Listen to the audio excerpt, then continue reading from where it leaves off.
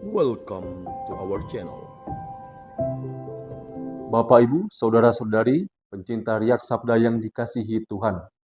Kembali lagi bersama saya, Frater Beni, calon imam Uskupan Sintang, dalam edisi Riak Sabda 20 Januari 2024. Pada hari ini, gereja memperdengarkan kepada kita satu bacaan Injil dari Injil Markus, bab 3, ayat 20 sampai dengan ayat 21.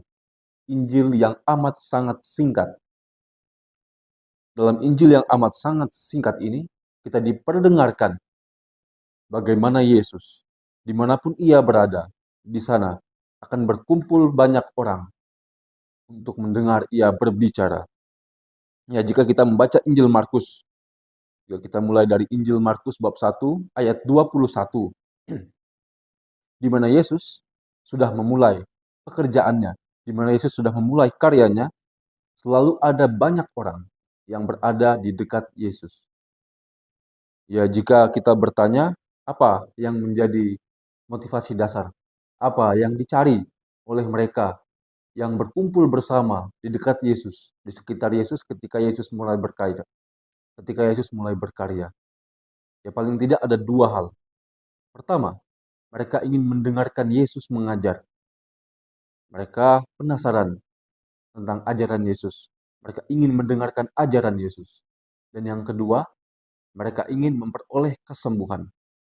Karena sejak awal Injil Markus ditulis, Yesus sudah mulai banyak melakukan karya-karya kesembuhan. Ibu mertua Petrus, lalu banyak orang, lalu orang yang lumpuh juga disembuhkan. Di awal-awal Injil Markus kita mendengar hal itu. Nah, Bapak Ibu, saudara-saudari yang terkasih dalam Tuhan kita Yesus Kristus, bagi kita orang beriman, mungkin ya hal-hal yang sama bisa kita tanyakan kepada diri kita sendiri. Apa yang menjadi motivasi dasar kita untuk datang kepada Tuhan?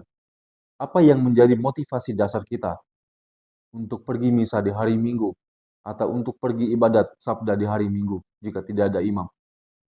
Apa hal yang mendorong kita untuk kita bisa aktif dalam kegiatan lingkungan, untuk bisa berpartisipasi dalam doa-doa lingkungan di rumah anggota lingkungan?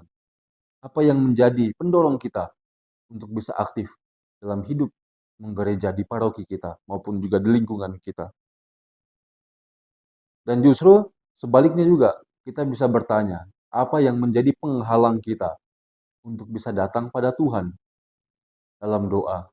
Apa yang menjadi penghalang terbesar kita untuk bisa pergi ke gereja di hari Minggu, untuk pergi misa, ataupun untuk merayakan ibadat sabda bersama umat yang lain? Apa yang menjadi penghalang kita sehingga kita tidak mau aktif di kegiatan lingkungan?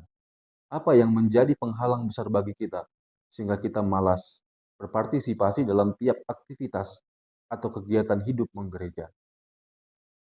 Bapak, Ibu, saudara-saudari yang terkasih, iman yang kita miliki merupakan anugerah dari Tuhan.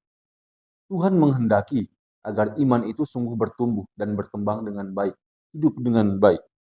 Dan iman itu akan hidup dan berkembang jika berada di zona yang tepat.